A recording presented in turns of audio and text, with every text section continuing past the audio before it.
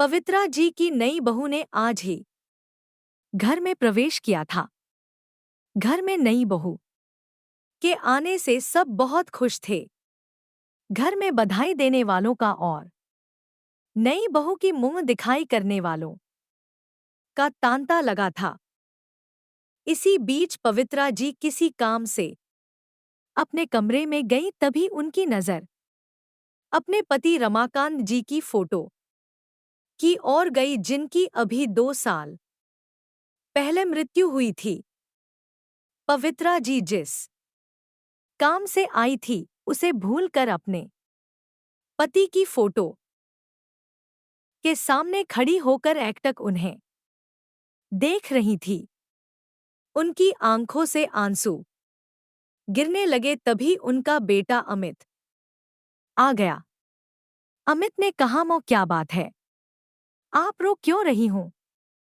सब ठीक तो है? पवित्रा जी बोली, नहीं बेटा, कोई बात नहीं, बस तेरे पापा की याद आ गई। वे आज होते तो बात ही कुछ और होती।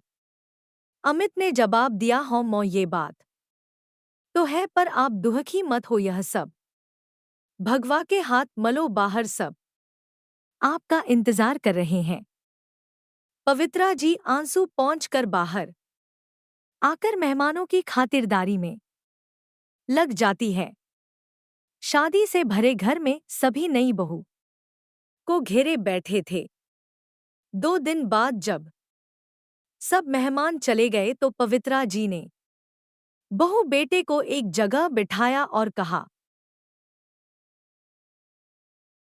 बेटी, अब यह घर तुम्हें संभालना है।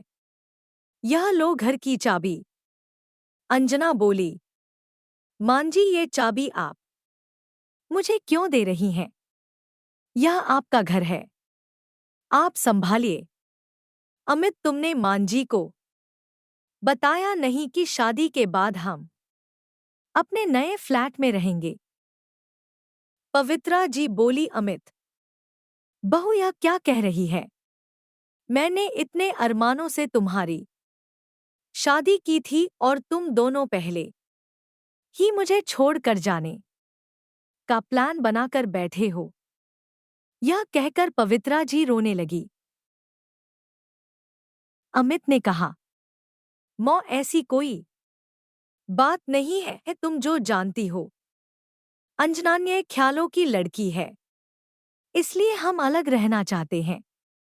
यहाँ यह एडजस्ट नहीं हो पाएगी। हम आपसे कभी कभी मिलने आया करेंगे और आप चाहो तो कुछ दिन के लिए हमारे साथ रहने आ सकती हूँ। यह सुनकर पवित्रा जी को बहुत झटका लगा। उनके पति का स्वर्गवास हो चुका था। इकलौता बेटा अमित भी उन्हें छोड़कर जा रहा था। अब वे अकेले किसके सहारे रहेंगी? यही सोचकर वे रोते हुए अपने कमरे में चली गईं। 2 दिन बाद अमित और अंजना अपने नए घर में चले गए। जाते समय अमित ने मौ से कहा, मौ, मैं आपसे मिलने आता रहूंगा और पैसे भी भिजवाता रहूंगा, आप चिंता मत करो। पवित्रा जी बोली, उसकी तुम चिंता मत करो, तेरे पापा इतना कुछ छोड़ कर गए हैं कि मैं जीवन भर सुख से रह सकती हूं। तू जाकर अपनी गृह स्थिति जमा, मेरी चिंता छोड़ दे। अमित और अंजना दोनों चले गए। उनके जाने के बाद पवित्रा जी फूट फूट कर रोईं। लेकिन अब कौन था जो उनको चुप कराता? इसलिए वे रोते रोते सो गई। जब उठी तो छत पर जाकर बैठ गए।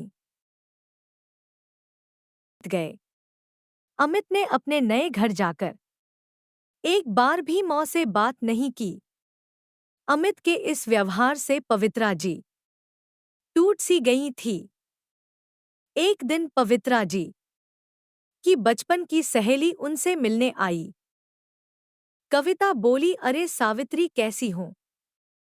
अमित की शादी पर तो मैं आ न सकी। सोचा आज जाकर बहू की मुंह दिखाई कराती हूँ। बहू कहाँ है? पवित्रा जी बोली, वे दोनों ये घर छोड़ कर चले गए। बहू मेरे साथ नहीं रहना चाहती है। यह सुनकर कविता को बहुत गुस्सा आया। उसने कहा, कविता बोली, तू चिंता मत कर, मैं हूं न तेरे साथ। सुन, इस घर को पेनी गेस्ट बना देते हैं, पास ही कॉलेज है, उसके बच्चे यहां आकर रहेंगे, उससे तुझे इनकम भी हो जाएगी और तेरा मन भी लगा रहेगा।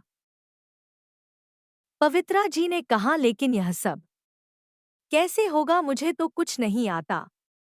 कविता ने समझाते हुए कहा, मैं काफी दिनों से यही काम कर रही हूं, तू चिंता मत कर, मैं सब इंतजाम कर दूंगी। कुछ ही दिन में कविता ने सारा इंतजाम कर दिया।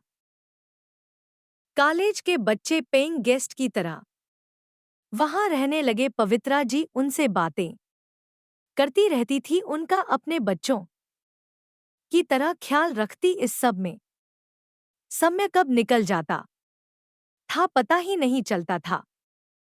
पवित्रा जी इस सब से इतनी खुश रहने लगी कि उन्हें अब अमित और अंजना की याद भी नहीं आती थी। बच्चे भी उन्हें बहुत मानते थे। इस तरह उनका अकेलापन भी दूर हो गया और उन्हें किसी पर बोझ भी नहीं बनना पड़ा।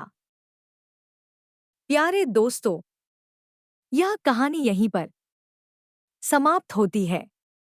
नमस्कार।